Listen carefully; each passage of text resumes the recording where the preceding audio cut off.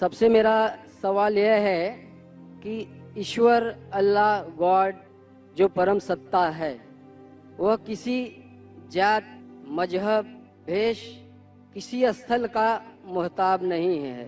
वह जर्रे जर्रे में है। कहते हैं, हिंदू भी कहते हैं कि ईश्वर कण कण में है। मेरी उम्र वैसे तो अभी 49 की है, लेकिन मैं एक स्कूल में अब दाखला लिया हूँ जिसमें अब मैं बड़ा शिशु का ग्रहण कर रहा हूँ। अभी बड़ा शिशु में हूँ, तो वहाँ पर इस खुदा का जिक्र भी किया गया और उसका दर्शन भी कराया गया। कहते हैं कि सही मुसलमान वही है जो इस मुसल्लम को जाना है, देखा है, जो यहाँ नहीं सर्वत्र है। इंग्लैंड, अमेरिका, पाकिस्तान, सारा जहां जो है वही ईश्वर अल्लाह गॉड है।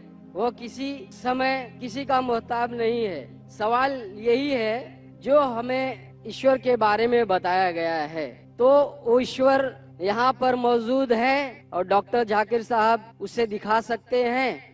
भाई साहब का सवाल है कि उसने कहा है कि उनकी उम्र 49 इयर्स की है और उसने अभी अभी दाखिला लिया है और उसे पता लगा है कि ईश्वर महान है और ईश्वर जर्रे जर्रे में मौजूद है और वो सच कहता है, ताकतवर है। अक्सर चीजें जो आपने ईश्वर के बारे में कही हैं काफी हद तक सही हैं, लेकिन इसमें कुछ मिलावट थी। आपकी हिंदू फिलॉसफी की और इस्लाम की मिलावट थी। आपने कहा कि ईश्वर यहाँ मौजूद है, सब जगह मौजूद है, और अगर मौजूद है तो दिखा सकते हैं कि नहीं। ये हिंदू फिलॉसफी है कि ईश्वर सारी जगह मौजूद है। कुरान मजीद में अल्लाह ताला कहते हैं कि ईश्वर अर्श पर है। ईश्वर की ताकत सारी जगह मौजूद है। Allah has power of all things. Allah की ताकत सारे कायनात पर है। जापान में, इंग्लैंड में, हिंदुस्तान में वो चाहे तो कुछ भी कर सकता है अगर चाहे तो, लेकिन ईश्वर सब जगह मौजूद है। ये किधर भी नहीं लिखा कुरान में, ना कुरान में, ना किसी सही हदीस में कि ईश्वर सारी जगह मौजूद है। ईश्वर अर्श पर है। और आपने कहा कि ईश्वर अगर मौजूद है, जाकिर साहब ईश्वर को दिखा सकते हैं कि नहीं? जाकिर साहब ईश्वर को नहीं दिखा सकते, क्योंकि ईश्वर फरमाते हैं, अल्लाह ताला कुरान मजीद में फरमाते हैं कि इस जिंदगी में आप उन्हें देख ही नहीं पाएंगे।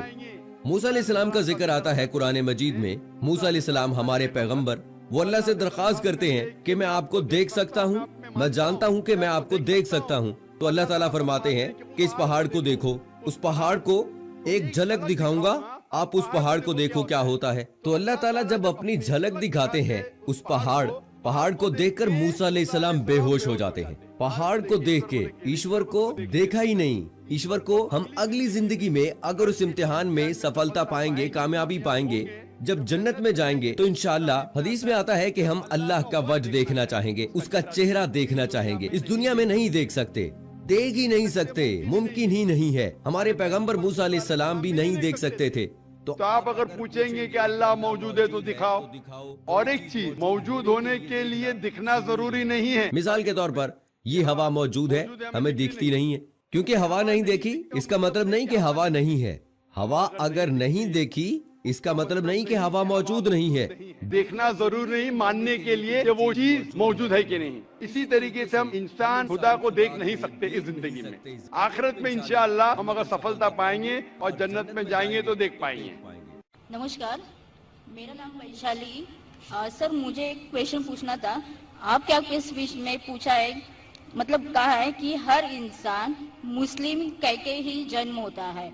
तो मेरा तो मानना है और सभी का यही कहना है कि जब बच्चा होता है तो उसका धर्म उसके माँ बाप के धर्म अनुसार होता है।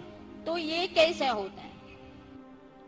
बहन का सवाल है कि मैंने कहा मेरी तकरीर में कि हर बच्चा जब पैदा होता है मुस्लिम पैदा होता है। तो बहन पूछ रही है कि बच्चे का धर्म अपने वालिदैन का धर्म होता है। वो बच्चा पैदा होने के बाद जब बच्चा पैदा होता है तो मोहम्मद सल्लल्लाहु अलैहि वसल्लम फरमाते हैं वो दीनुल फितर में पैदा होता है।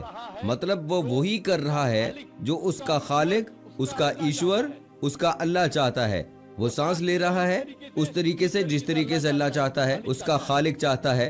वो जी रहा है उस तरीके से, वो फितरत में जी रहा है। उसके बाद वो अपने वालिदैन के बताए हुए रास्ते पे चलने लगता है। इसीलिए अगर किसी बच्चे पर एक्सटर्नल फोर्स नहीं है, एक्सटर्नल इन्फ्लुएंस नहीं है, इसके बारे में रिसर्च किया गया है। ये दो ट्राइब हैं। ये दो ट्राइब 1950 में साइंटिस्ट इसके पास गए और जानने की कोशिश की कि ये दो ट्राइब इंसानियत के टच में नहीं था। किसी भी मॉडर्न इंसान ने इसके ऊपर इन्फ्लुएंस नहीं किया था। उनका कोई भी मॉडर्न ह्यूमन बीइंग से इन्फ्लुएंस नहीं था। जब रिसर्चर गए और तहकीक की कि उनके जीने का तरीका कैसा है, तो जानने लगे कि वो एक खुदा को मानते हैं, एक ईश्वर को मानते हैं, इसी की इबादत करने के लिए सजदा करते हैं और शिर्क नहीं करते। वो तहकीक करने के बाद पता चला कि वो इस्लाम फॉलो कर रहे हैं। नाम से मुसलमान नहीं थे, लेकिन जिंदगी के बसर करने का तरीका इस्लामिक था। तो इसलिए ये हमें पता चलता है कि अगर कोई बच्चा पैदा होता है और उसे आप अलहदा रखते हैं, उसके ऊपर कोई इन्फ्लुएंस नहीं है, ना वालिदैन का, ना बड़ों का, ना टीचर का, वो बच्चा मुस्लिम जैसा जिएगा। मुसलमान मतलब अपनी ख्वाहिश खुदा के अहकामात के मुताबिक बसर करना, अपनी जिंदगी बसर करना खुदा के मुताबिक। सो ये साइंटिफिक रिसर्च है। इसी तरीके से मैं कहता हूँ, हर इंसान जब पैदा होता है मुस्लिम पैदा होता है। इसके बाद इसके वालिदैन उसे गलत रास्ते पर ले जा सकते हैं। हो सकता है कि बुत परस्ती करते हो सकता है कि आग को पूजने के लिए कहेंगे। इसलिए कोई गैर मुस्लिम जब मुस्लिम बनता है, कन्वर्ट कहना गलत है। कन्वर्ट मतलब एक रास्ते से दूसरे रास्ते पर जाना।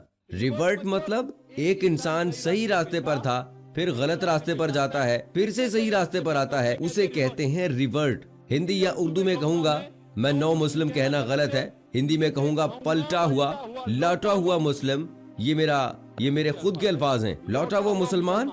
इसलिए मैं आपसे पूछना चाहूँगा बहन कि आपने इस्लाम के बारे में कुछ जानकारी है आपको?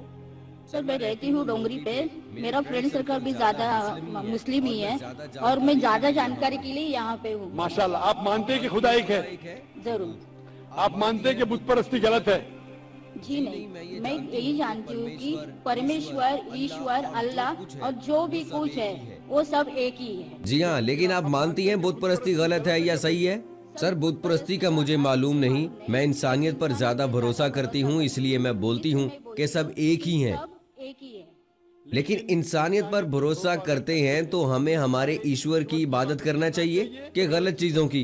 क्योंकि आपकी वेद में लिखा है, जैसा मैंने कहा, Yajurveda chapter number 32 shloka number 3, उपनिषद में चैप्टर नंबर 4 श्लोका नंबर 19 में उस ईश्वर की कोई प्रतिमा नहीं है, उस ईश्वर का कोई अक्स नहीं है, कोई फोटोग्राफ नहीं, कोई पेंटिंग नहीं, कोई बुत नहीं। तो आपके हिंदू मजहब की किताबें कहती हैं कि बुत परस्ती गलत है, ईसाई मजहब की किताबें कहती हैं बाइबल के बुत परस्ती गलत है, कुरान इस्लाम मजहब की किताब कहती है बुत परस्ती गलत है। तो मैं आपसे पूछता हूँ कि आप बुत परस्ती पर यकीन करती हैं या कि नहीं? सर आप बुत परस्ती का जो बोल रहे हैं इसका मुझे मतलब नहीं समझ आ रहा। मुझे सिर्फ इतना मालूम है कि सब जो ईश्वर, अल्लाह, जो भी कुछ है सिर्फ एक ही है।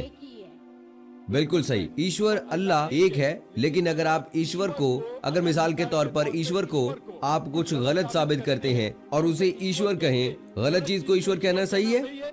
नहीं, बिल्कुल नहीं। अगर कोई कहेगा कि ये टेबल, ये चेयर ईश्वर है, आप मानेंगी? नहीं, ईश्वर है, लेकिन गलत चीज को ईश्वर कहना गलत है कि नहीं? तो ये मैं पूछता हूँ कि जो चीज ईश्वर कहलवाने के लायक नहीं है, जैसे आपके मजहब की किताब में कहा गया है, उस ईश्वर की कोई प्रतिमा नहीं, कोई बुत नहीं, कोई पेंटिंग नहीं, कोई पिक्चर नहीं, कोई अक्स नहीं, तो मैं पूछना चाहता हूँ कि बुत परस्ती गलत है या सही है? फिर नहीं सर, वो गलत ही होगा। बिल्कुल सही, माशाल्लाह। आप मानती हैं कि बुत परस्ती गलत है? आप मानती हैं खुदा ईश्वर एक है, ईश्वर अल्लाह सब एक ही है? बिल्कुल सही। आप मानती हैं कि मोहम्मद सल्लल्लाहु अलैहि वसल्लम उस अल्लाह के पैगंबर हैं? सर उनके बारे में मुझे जानकारी नहीं है, इसलिए मैं वो मत प्रदर्शन नहीं कर सकती। बिल्कुल, इसलिए मैं चाहूंगा कि खवातीन के शोबे से मैं मेरे एहलिया से फरमाऊंगा कि आपको कुरान मजीद का तर्जुमा दे। आपको अगर हिंदी आती है तो हिंदी में दीजिए, उर्दू आती तो उर्दू में, मराठी तो मराठी, अंग्रेजी में। आप कुरान मजीद का तर्जुमा पढ़िए और इंशाअल्लाह इस किताब के जरिए आप हिदायत पाएंगे। और अगर कुछ भी उसमें मुश्किलात है तो आप जरूर डोंगरी पे रहते, हमारा इदारा भी डोंगरी पे, आप इस्लामिक रिसर्च फाउंडेशन में आ सकते और आपके जो भी शक या शुबह उसे दूर कर सकते। Hope the answer the question. शुक्रिया।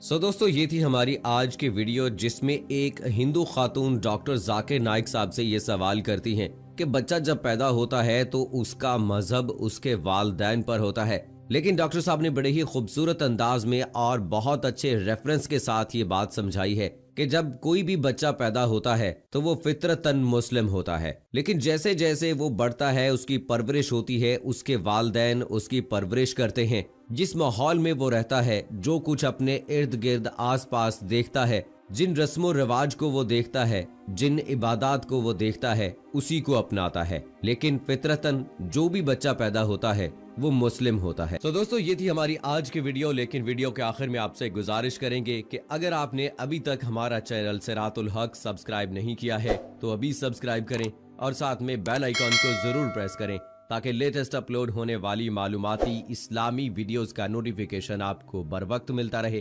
कमेंट बॉक्स में अपनी राय का इजहार भी जरूर कीजिएगा और मुझे अगली वीडियो तक इजाजत दीजिएगा। फी अमानिल्लाह।